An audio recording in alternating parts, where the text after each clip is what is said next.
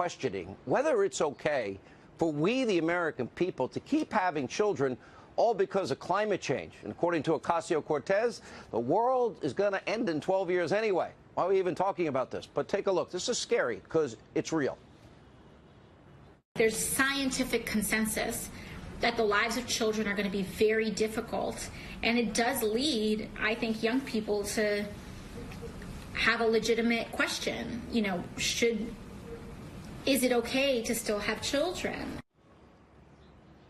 Sitting U.S. member of Congress, a powerful member of our government, questioning whether or not it's okay for we, the American people, to have children. Now, like any good socialist, Ocasio-Cortez loves the heavy, oppressive hand of the federal government, wants to nationalize all business, the healthcare industry, the energy industry, doesn't understand that she'll still need a massive base of future taxpayers if she ever wants to fund this insane Green New Deal fantasies of hers. And according to a think tank, now look at this, led by a former director of the Congressional Budget Office, this Green New Deal could cost up to $93 trillion with a T dollars over 10 years. That's over $65,000 per year for 10 years in additional new taxes for each and every single American household. But she and Kamala Harris say the cost shouldn't matter. And Ocasio-Cortez's socialist utopia fantasies are not based in reality. But that's why the Green New Deal has been soundly mocked and criticized by anyone that's thinking. But that doesn't concern Ocasio-Cortez because she's the boss. She says so. Let's take a look. I just introduced Green New Deal 2 weeks ago, and it's creating all of this conversation. Why? Because no one else has even tried. Because no one else has even tried. So people are like, oh, it's unrealistic. Oh, it's vague. Oh, it doesn't address this little minute thing. And I'm like, you try. You do it. Right. Because you're not. Because you're not. So until you do it, I'm the boss. That's How about right. that? All right, sitting U.S. Congresswoman declares she's the boss. Maybe someone might want to give her a copy of the U.S. Constitution so she understands that her boss is we, the American people, not the other way around. But what's really scary is how many prominent Democrats and their friends in the hate Trump media mob are lining up to support Ocasio-Cortez and her radical socialist views. Look at this. Over the weekend, the so-called paper of record in America, the New York Times editorial board, endorsed this insane plan. I wonder if they looked at the $93 trillion. They wrote that climate change is now putting our coral reefs and fisheries at risk. They report that ice is melting in Antarctica. It's a crisis, they say, and the only solution is full-on American socialism. Government control of every aspect of your life, the antithesis of freedom and liberty in our constitutional republic. After all, that worked out so great in Venezuela, Cuba, North Korea, the former Soviet Union. Now, it's not just the far-left wackos in the mainstream media. This is the New York Times. Dozens of influential Democrats all across America are supporting this, including members of both houses of Congress, nearly 80 Democratic lawmakers backing this bill. Maxine Waters, Eric Swalwell, Gerald Nadler, Congresswoman Tlaib, even Bozo O'Rourke backs the bill. And that's not all.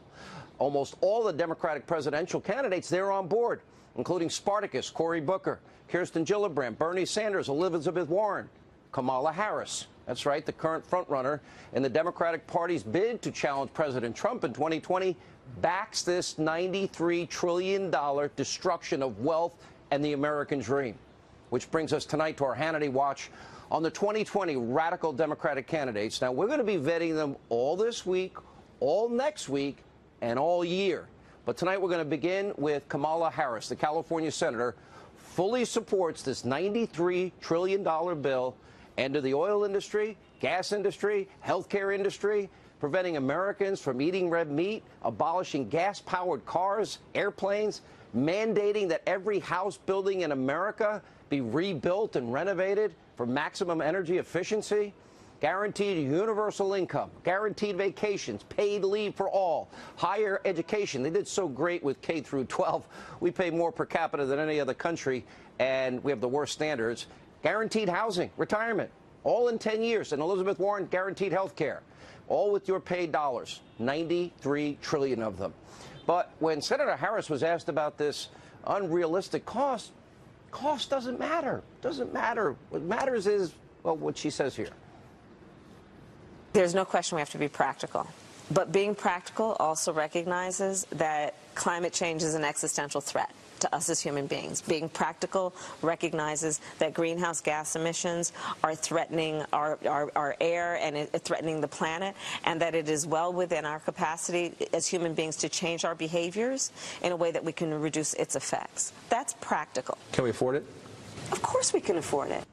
Now, this is just one part of Senator Harris's radical vision to reshape the United States into a socialist utopia. Again, no country on the face of earth has created more wealth, more opportunity, more prosperity for anybody in the free world. We have increased the world's wealth because of our democratic republic.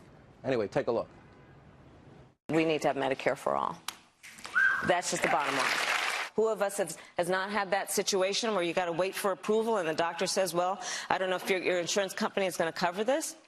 Let's eliminate all of that. Let's move on. We've got to critically re-examine ICE and its role and the way that it is being administered and the work it is doing. And we need to probably think about starting from scratch. Education is a fundamental right.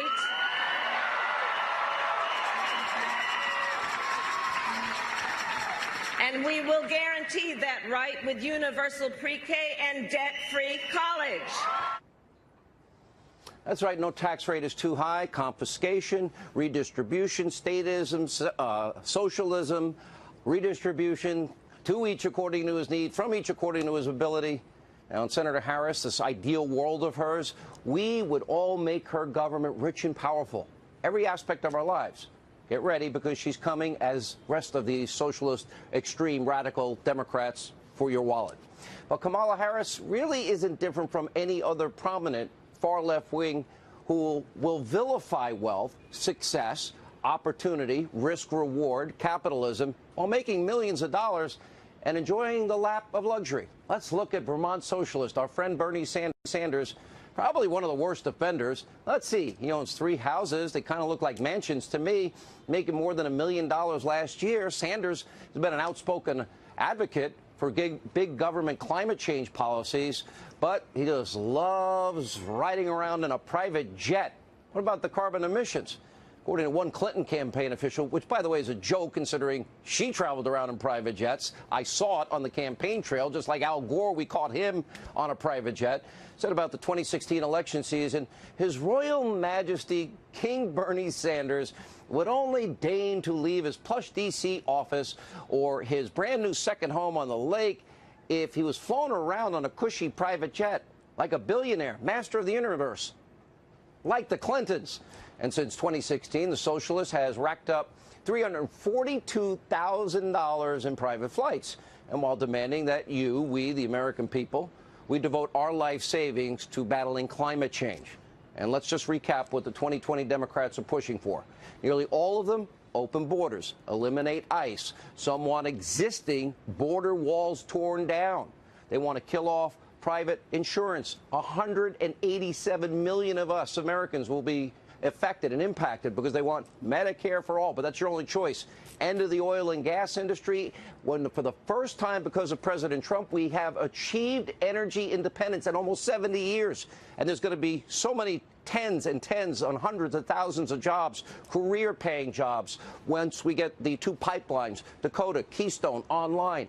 These presidents opened up ANWR. That makes us energy independent and the world freer, and we're not dependent on countries that hate our guts any longer for the lifeblood of our economy.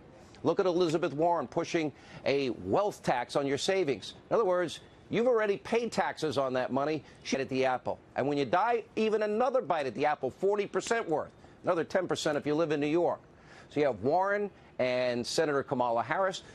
They're even now supporting reparations. And they want free health care, free child care, free vacations, free higher education, even college, free healthy government food. Again, does this sound realistic to you?